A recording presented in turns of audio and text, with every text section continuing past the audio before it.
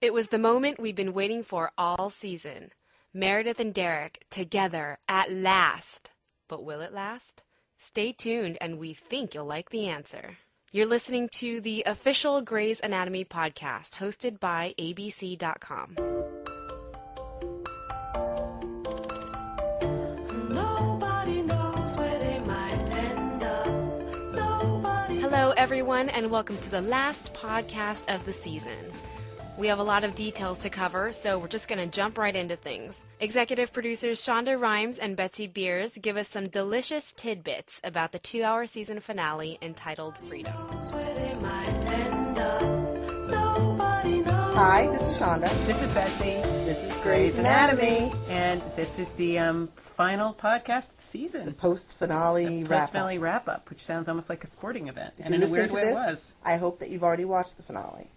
It's true, because if you're listening to this and you haven't, then there are going to be some surprises that you probably will hear about here. So you might want to watch it. You might be a little bit bummed. You might. But nobody wants to listen to this blather. What we really want to talk about is the season finale. Which is called Freedom. Why is it called Freedom, Shonda? Well, I'm so glad you asked. First of all, I have this whole theory, which I don't think it ever really pans out in the show, but I have this whole theory in the beginning stages of writing the episode that I was going to base the entire episode on when you go to see Michelangelo's David. This is going to sound pretentious, but I don't mean it to, because I've only been to Italy once, so it's not like I'm some, Italian going snob.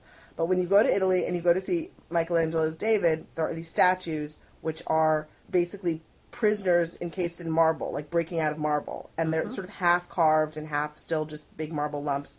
And I think they're called Prisoners of the Rock. Yep.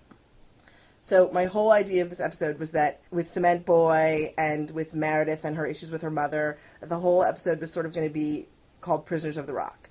But lo and behold, when I went on iTunes to search for a song called Prisoners of the Rock, apparently nobody has made a song called Prisoners of the Rock. Which is actually just a word to everybody out there who's writing songs.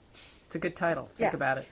There were just no songs that had the title, and there were no songs that were called like Rock Prisoner or Prisoner with a Rock. Nothing to help me. Just like Rock of Ages. Yeah, or just like The Prisoner. Like nothing that really gave me what I wanted, and I really started to think, like, what is this episode about in a lot of ways? And for everybody, it's about sort of breaking free. Cement Boy finally gets free of his cement and gets kissed by the girl.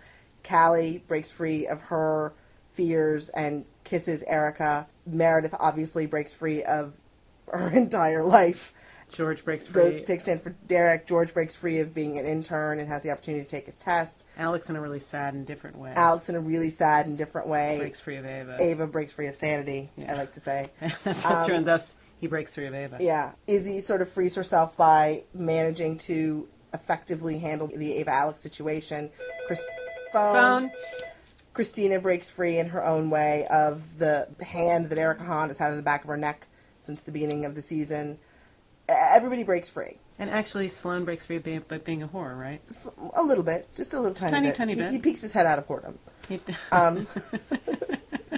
Richard goes home to his wife. Bailey breaks free of the clinic. Beth, lives, which is breaking free of, having a brain tumor. So I went with the idea of freedom. And, of course, George Michael has a song, a little ditty called Freedom. There you go. And that's what it came from. One of the things which is great about the episode is the kisses at the end. I mean, the whole sort of like cycle of kissing. There's a lot of kissing in this episode. We were really trying to end the season on a hopeful note. Last season, if you remember, my mantra for the end of the season was burn it all down. This year, I wanted us to be looking forward into the future and feel a little bit hopeful for our people.